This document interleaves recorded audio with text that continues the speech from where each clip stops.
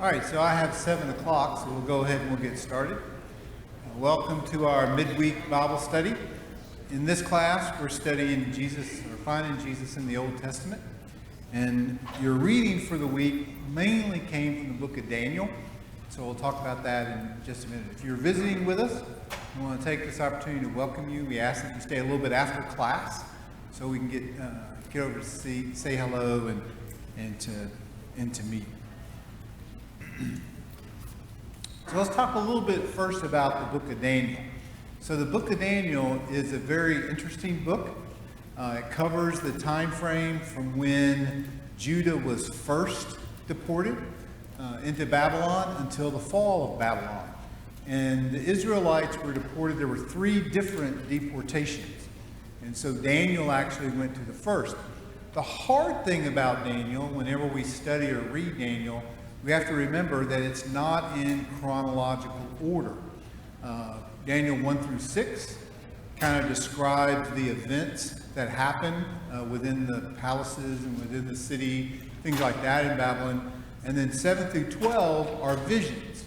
But the problem is when we go and we look at the vision in chapter 7, it talks about that being the first year of the king. But then in chapter 5, Daniel chapter 5, it's the last year. So always got to remember that the 2 visions, chapters 7 and 8, actually happened between chapters 4 and 5. So it's a really interesting book. We just got to remember when the order in which things happen.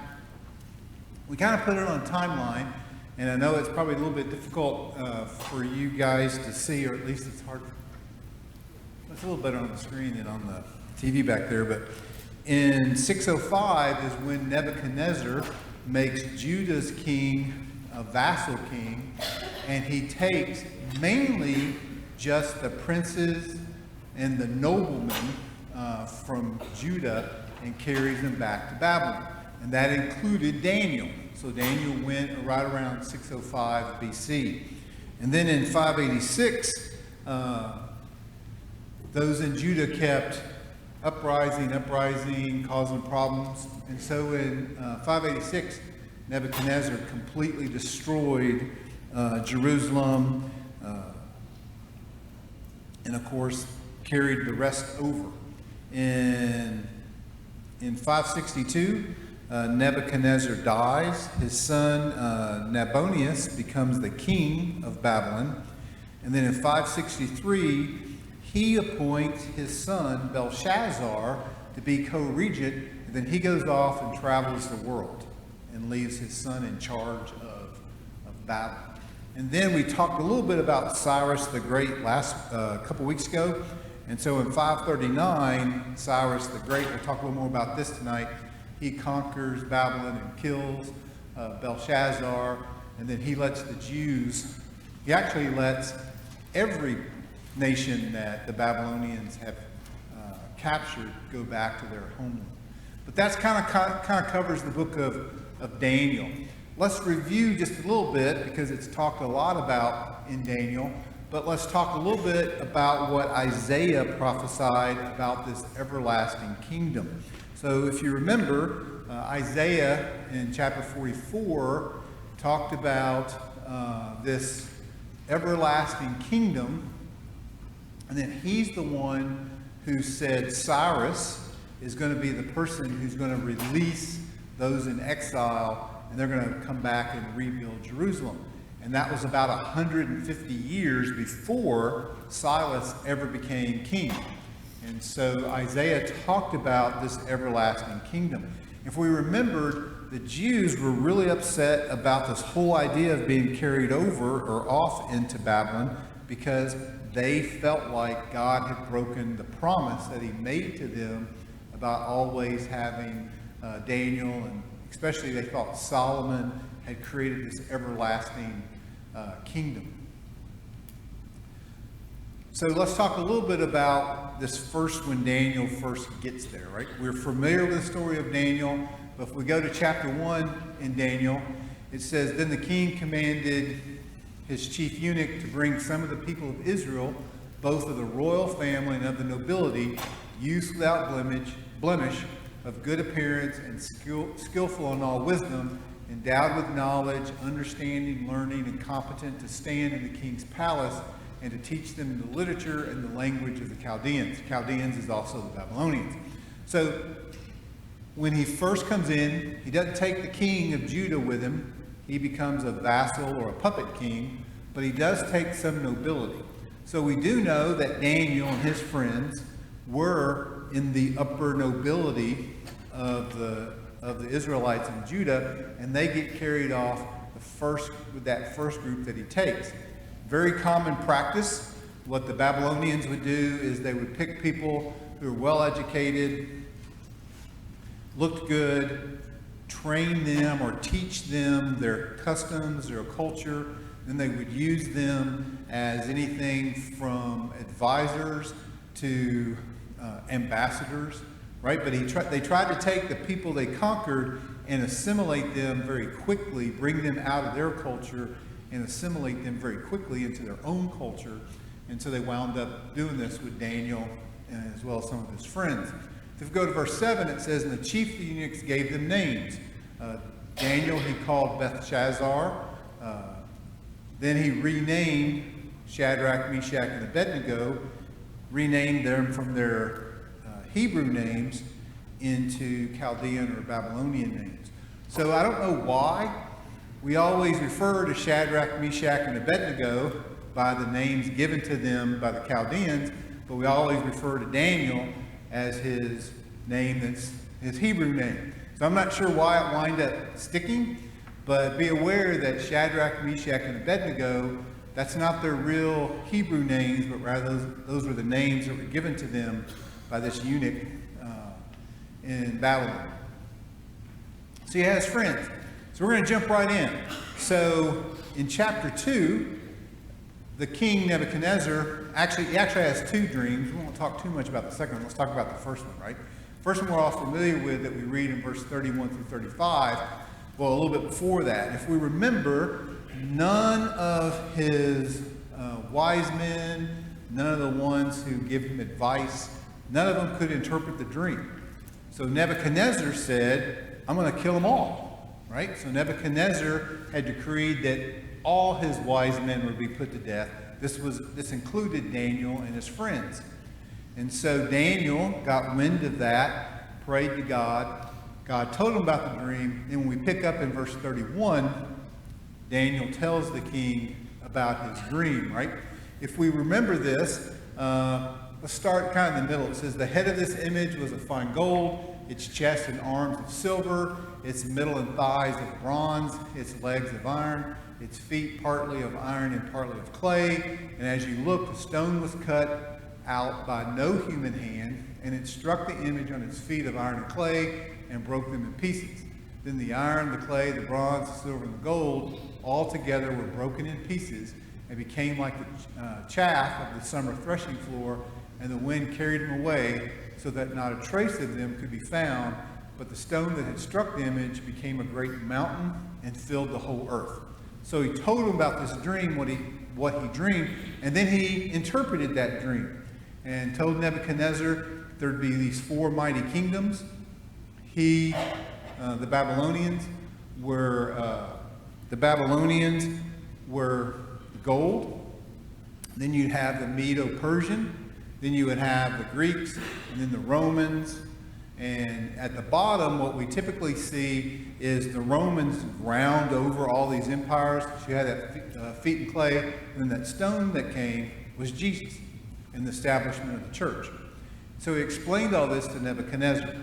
So Nebuchadnezzar then appointed him governor, appointed Daniel, made him a little bit higher in the office.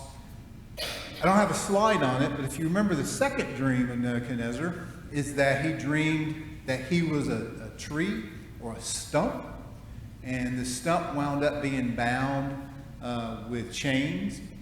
And so Daniel told him that he was going to go crazy for a little while. And we remember Nebuchadnezzar kind of lost his mind, and then he came back.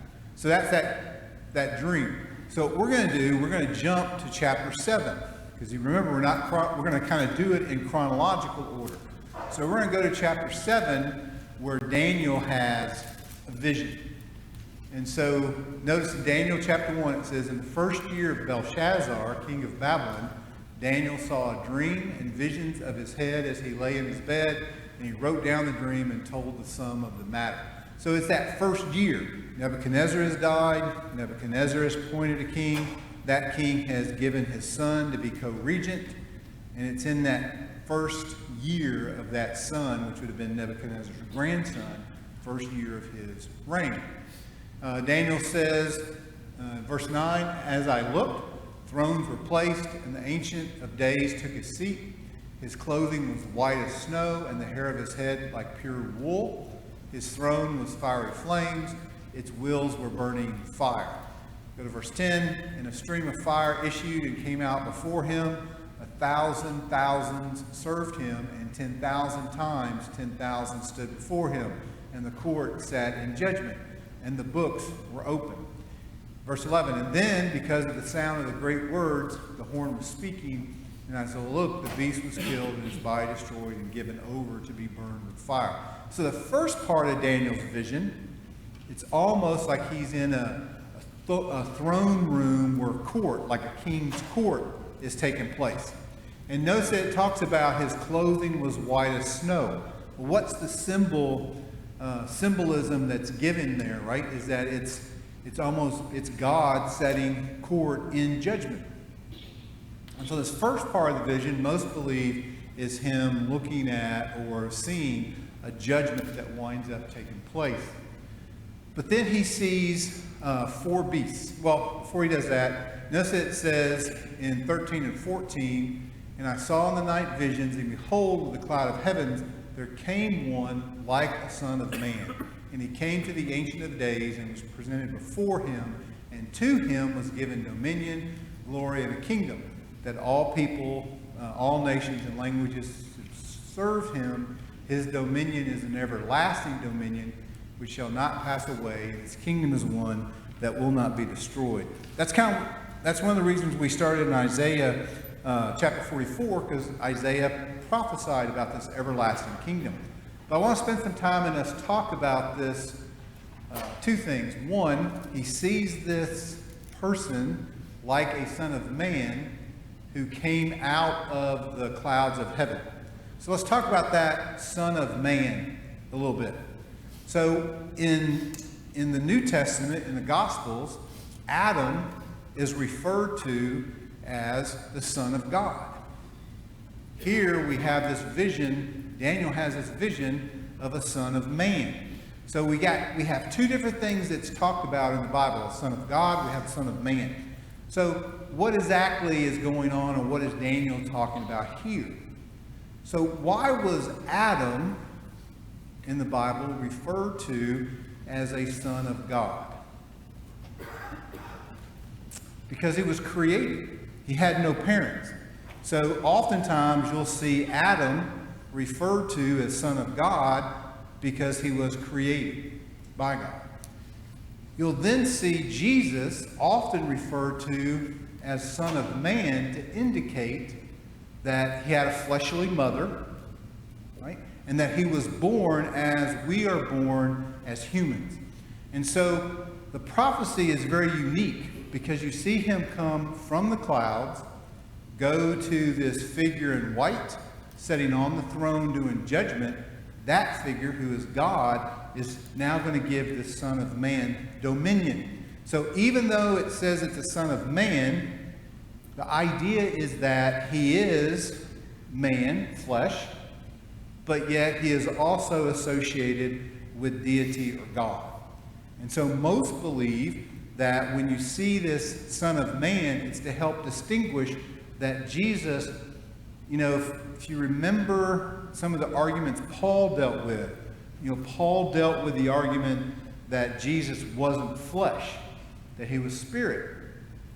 And so it's this whole idea of the Son of Man, who's coming from the ground, from the clouds, is going to be fleshly, is going to be born like we are born, who's going to have a mother, right, a parent.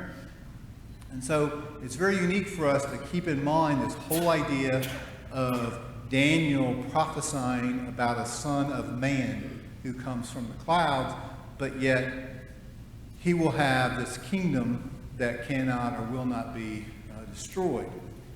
Then as we're on the talk about the kingdoms, he then has this vision where he sees these four beasts. We're going to go one slide on the four beasts because we could do a whole class on the four beasts, but we're going to have one slide and kind of walk through what he sees. The first beast that we see in chapter 4, it said the first was like a lion and had eagle wings. And then if you're in verse 4, what you'll see is those eagle wings pop off for a while and then they come back. So most believe that this is talking about the Babylonian Empire. This is Nebuchadnezzar. And when his wings popped off, that's when he went, when the other prophecy. And most of them say it's the Babylonians because their crest was a winged lion. It was actually along the walls of their palaces in their capital. So in verse 4, when they see this beast was like a lion with eagle wings, most say that's the Babylonian Empire. And then if we move to chapter 5, it says there was another beast, a second one like a bear, and it talked about that he was on his side. Most think the predominant one is that this is the Medo-Persian Empire. This is where Cyrus, the next in line was Cyrus when he conquered the Babylonians. Their symbol was the bear. The reason it's on its side is most say because the Persian Empire was greater than the Medes. And so it signifies that the Persians were a little bit bigger empire. Then in verse 6 it says, and after this I looked, and behold another like a leopard with four wings of a bird on its back. So this is the Greek Macedonian. This is Alexander the Great. If you know any history about Alexander the Great, you know he conquered and rose to power very quickly, as fast as a leopard would run. But he had no heirs. So when he died, his kingdom was divided among his four generals. And so many say that this beast represents the Greeks. And then in verse 7 and 8, it says, after this I saw in the night vision, and behold, a fourth beast, terrifying and dreadful and exceedingly strong. And so most believe this is the Roman Empire. Now there's a lot of detail in these that we're leaving out. I will tell you, not everyone agrees with this. Some break out the Medes into their own empire. And so they would say chapter 7 verse 5 was talking about the Medes. Verse 6 will be talking about the Persians. And 7 and 8 we're talking about the Greeks. Some say that they don't represent any specific kingdoms, but just talk about kingdoms of man in general.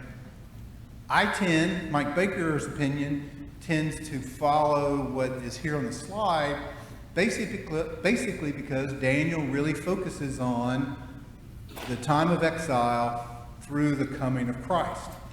And the empire that was in power when Christ was here was the Romans. So for me, I feel like that this is pretty much my opinion as far as each one of these four beasts and who they represent. But Daniel's leading up to that these are almighty kingdoms in Earth's world history, but then after that last beast that see in verses 7 and 8, there's going to be another kingdom that gets established, and it's going to be it's going to wind up being an everlasting kingdom. So in the same chapter, chapter 7, verse 27, it says, in the kingdom and the dominion and the greatness of the kingdoms under the whole heaven shall be given to the people of the saints of the Most High. His kingdom shall be an everlasting kingdom, and all dominions shall serve and obey him. So this kind of replicates, although not exactly Nebuchadnezzar's dream, it comes very close. It talks about these four great kingdoms. Then that last kingdom, when it goes away, there's going to be an everlasting kingdom that's going to be established by a very righteous people. So this is that first vision that we see that Daniel has in chapter 7, which remember, chronologically, occurs between chapters 4 and 5. So let's go from chapter 7 back to chapter 5 for a minute. So this is a story that we all learned as kids, where Belshazzar, by this time though, the Babylonian Empire, it was in pretty bad shape in terms of economically and all this, but Belshazzar wouldn't admit it. He's having a big party, right? He's having a big feast. He actually calls and gets the goblets and the instruments that were taken out of the temple, the Jewish temple, brings them into the feast, and they're using them. They're using them like the everyday dishes, and they're drinking from them. And then if we remember, a hand appears and begins writing things on the wall. And so it's written on the wall. And then if we look at that story, no one can understand or interpret what's being written. And then it says the queen tells him of Daniel. Now we don't know when it says the queen if that's his mother or if that's his wife. But somebody reminds him of what Daniel had done with Nebuchadnezzar, because by this time Daniel's getting a little old, and he's brought in. So you know what he says, or hear what he says in verse 22, and you, his son, Belshazzar, have not humbled your heart, though you knew all this. Now, before verse 22, he reminded him of what God had done to his father, Nebuchadnezzar. But you have lifted yourself against the Lord of heaven, and the vessels of his house have been brought in before you, and you and your lords, your wives, and your concubines have drunk wine from them. This is where he takes those goblets, he takes those things out of the temple, and he uses them in this party. And you have praised the gods of silver and gold, or of bronze, iron, wood, and stone, which do not see or hear or know, but God in whose hand is your breath, and whose are all your ways, you have not honored. So Daniel interprets what's going on with the handwriting on the wall. Now, what I find is so fascinating about this in Daniel 5 is if you go and you look at world history, while all this is going on, Darius, who's also known as Cyrus's troops have dammed up the Euphrates and diverted the Euphrates River, and they're coming in the riverbed through the bridges into the city undetected. And they actually capture the Babylonians, take over the Babylonians without much of a fight at all. Some historians say there was one battle, but a lot of history says that they gave up relatively easy, because by this time no one liked the king anyway. But if you'll notice, if we go back to Isaiah chapter 44, verse 27, when Isaiah is prophesying about Cyrus, Isaiah prophesies that I will dry up your rivers. And if we remember, the way Cyrus took over the capital was he diverted the Euphrates River and then came in through that riverbed. He made that river, the Euphrates that ran through the city, dry up because he diverted it upstream.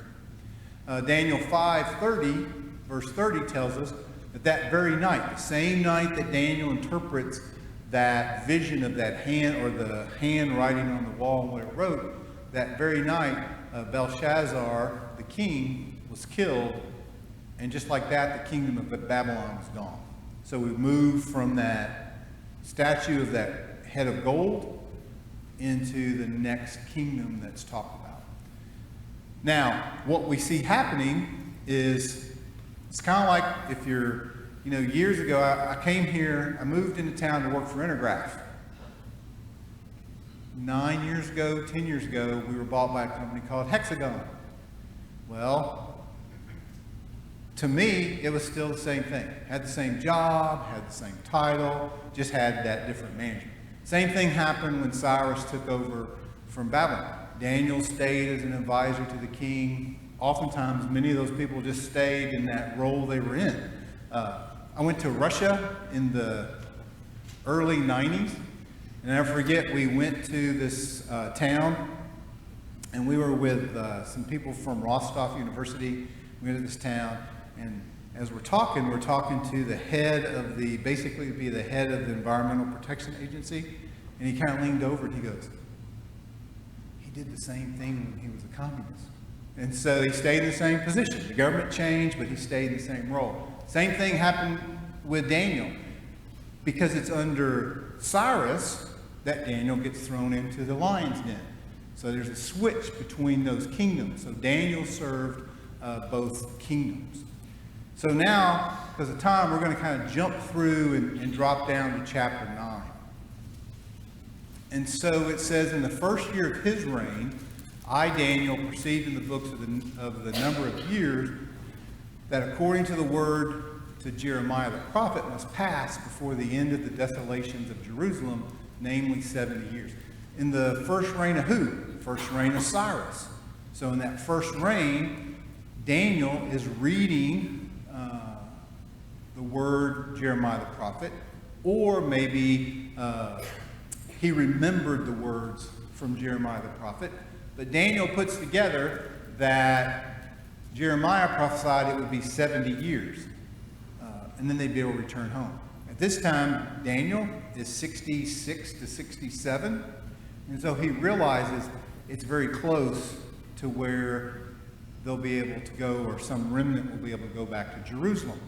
And so you see him break down in verse 13 where he starts this prayer. We studied prayer a couple quarters ago. We actually kind of included this where Daniel basically in 15 confessed and asked for forgiveness for the people, because Daniel realized that the reason they were in exile is not because God had forgotten them or forsaken them, but rather they had turned their back from God and from the things that Moses had told them, and that we had sinned. You see that last part of verse 15, we have sinned and we have done wickedly. And so Daniel in verse 19 says, pay attention to act, delay not for your own sake, because your city and your people are called by your name. So Daniel makes this prayer on behalf of the people. And notice in verse 21 it says, Daniel says, as I was speaking in prayer, the man Gabriel, the angel Gabriel, whom I had seen in the vision at the first. So if we go back in, we didn't mention this, but if you go back to chapter 7, where he sees that court taking place, Daniel goes up to one of the angels and asks him what's going on.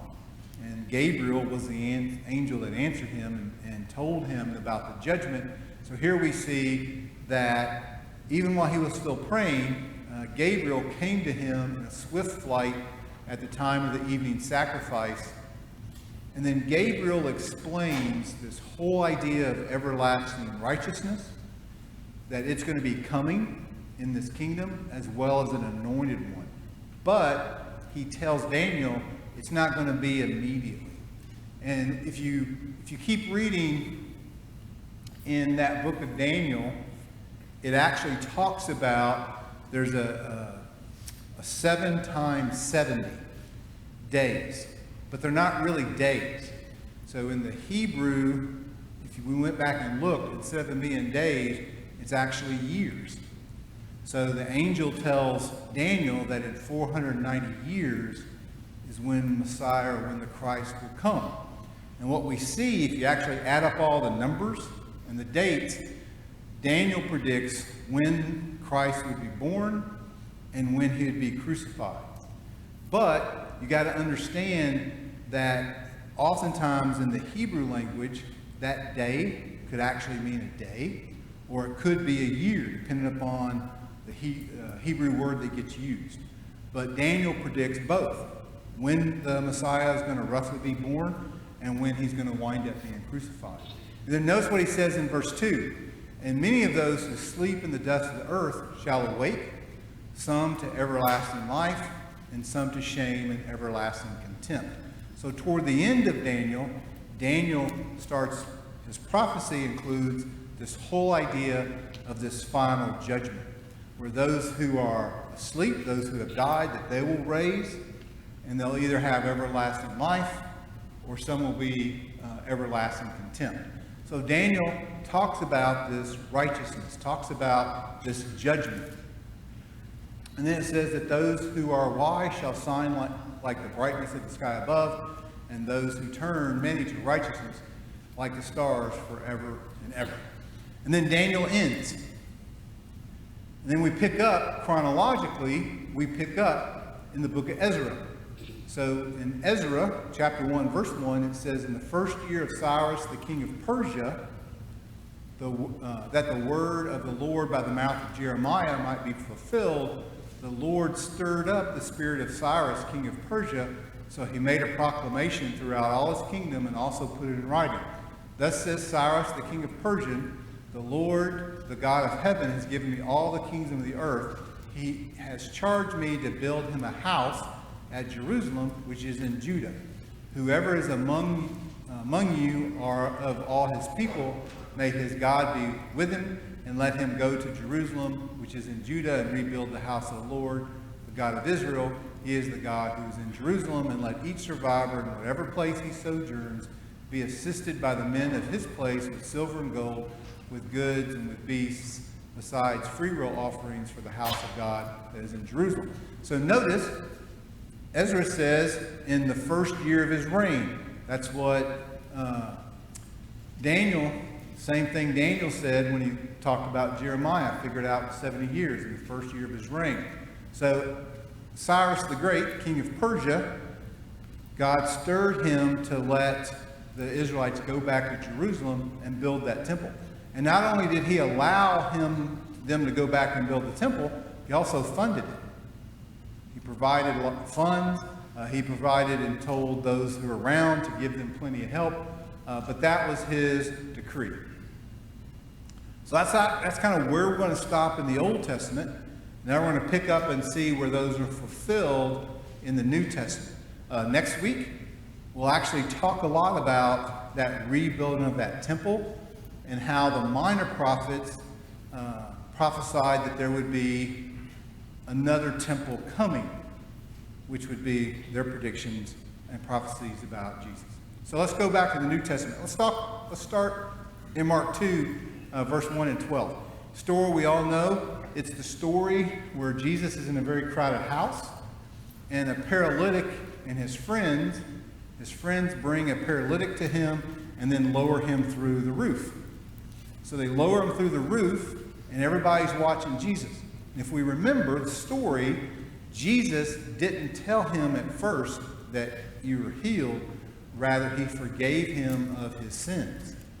Because Jesus knew that the paralytic needed spiritual healing much more than physical healing. So that started a conversation or an argument between him and the Pharisees. And so Jesus, if we remember, Jesus said, well, what do you think is easier? For me to forgive sins or for me to heal them? And I can do both. And then we wind up knowing that Jesus healed. But look at verse 10. But that you may know that the Son of Man has authority on earth to forgive sins, he said to the paralytic. That's when he said, arise and take your bed. So in Mark 10:2, verse 10, is when Jesus makes this identification as the Son of Man, symbolizing that he is of flesh, but yet he also has all authority that's given to him, which is exactly what Daniel saw when he saw the Son of Man go before God on the throne and be given all authority.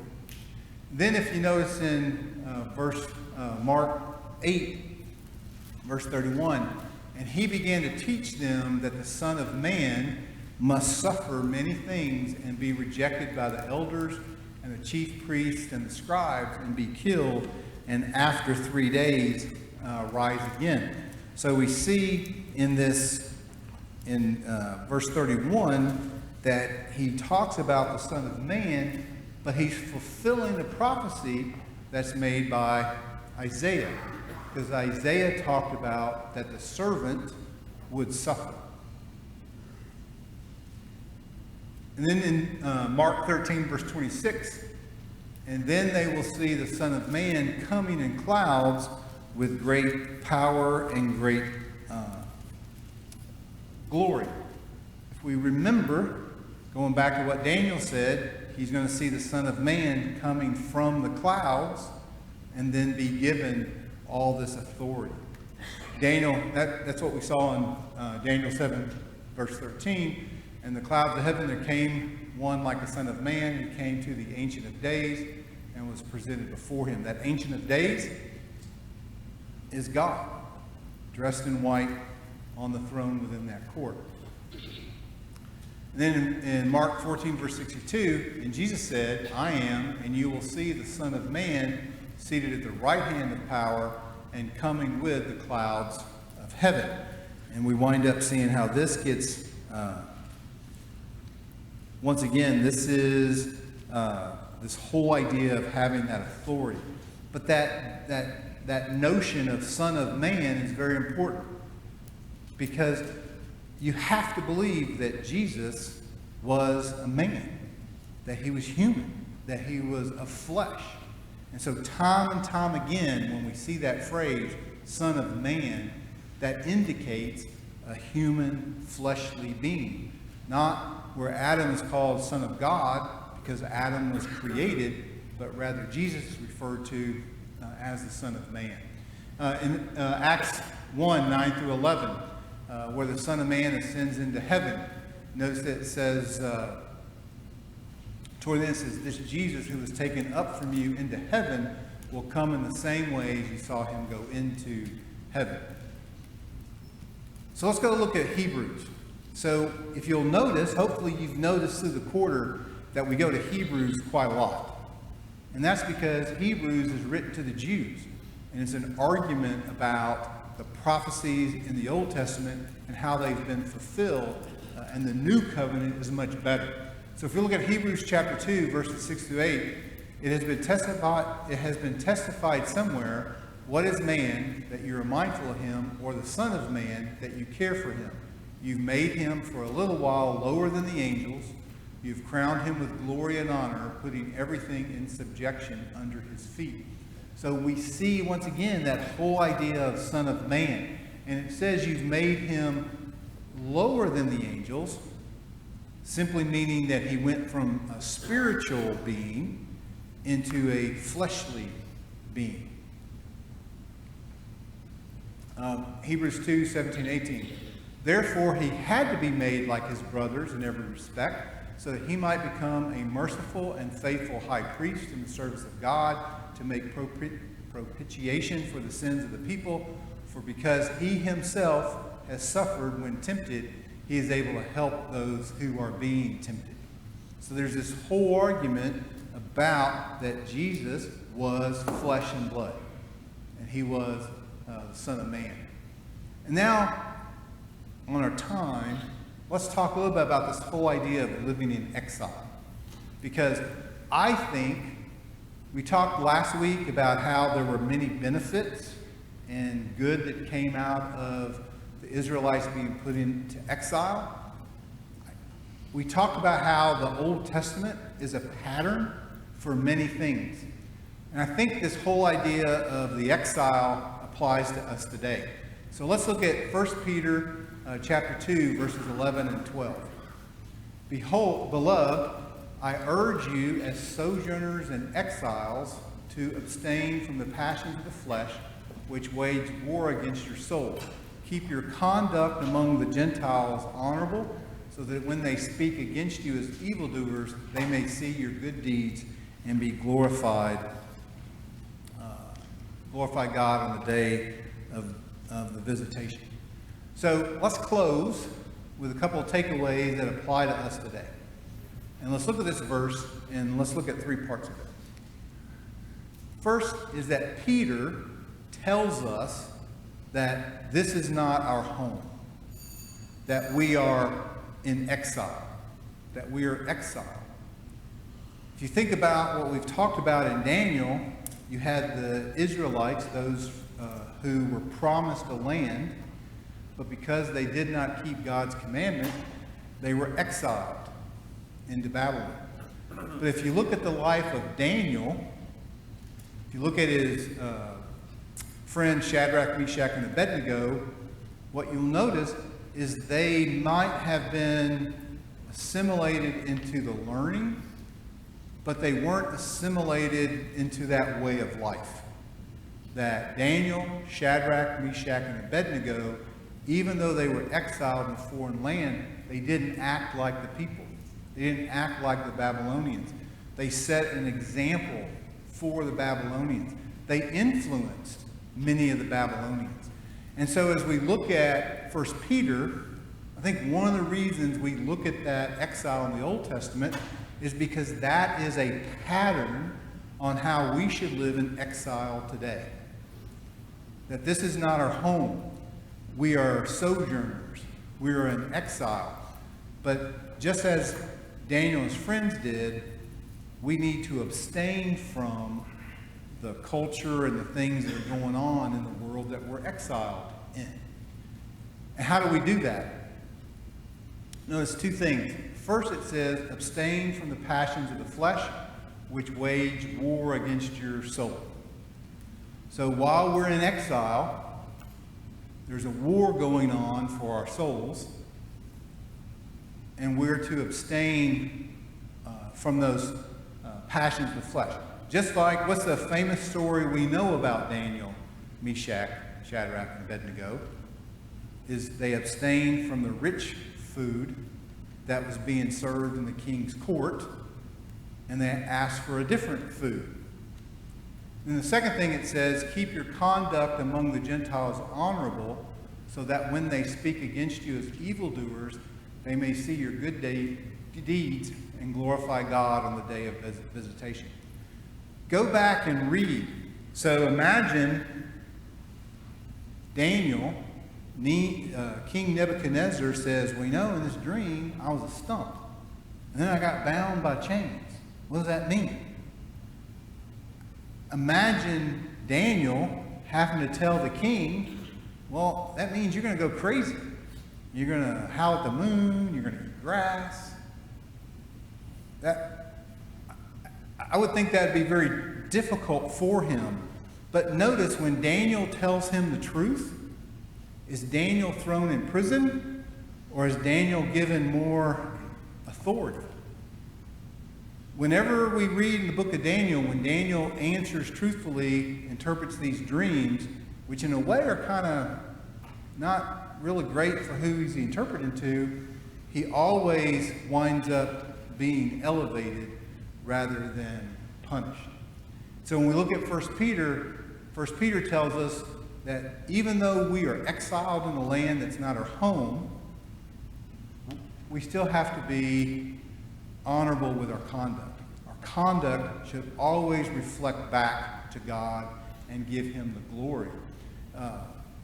And I don't know about you, but oftentimes in my workplace, when I've spoken up, or something has occurred where I've held to principles, I've held to those things, it's often turned out for good, even though I was dreading having to say something. And so I think when we look at what we see in the Old Testament, it all goes back to what I said the first week. We often do a disservice to ourselves by putting the Old Testament over on this shelf and putting the New Testament over on this shelf, because it's all the Bible. In that Old Testament, those examples, those stories that we read as kids in the Old Testament, those are examples and patterns for us within our Christian life. And so what I want to close with, kind of your action items and things that you take away, is think about 1 Peter chapter 2, verses 11 and 12. How do we conduct ourselves as exiles? How do we conduct ourselves as sojourners in a foreign land? How do we make sure we show that those good deeds and glorify God? All right, so for next week, we're actually going to move into the Minor Prophets, And so Ezra chapter 3, verses 8 through 13, Haggai chapter 2, verses 1 through 9, and then Zechariah 9 through 16. Quick fun fact. You guys already know because I told you this when we talked about Isaiah. Isaiah is the most quoted Old Testament book in the New Testament. Zechariah is the second. And so there's a lot of quotations in that in the New Testament. All right, have a good rest of the week, and we'll see you on Sunday.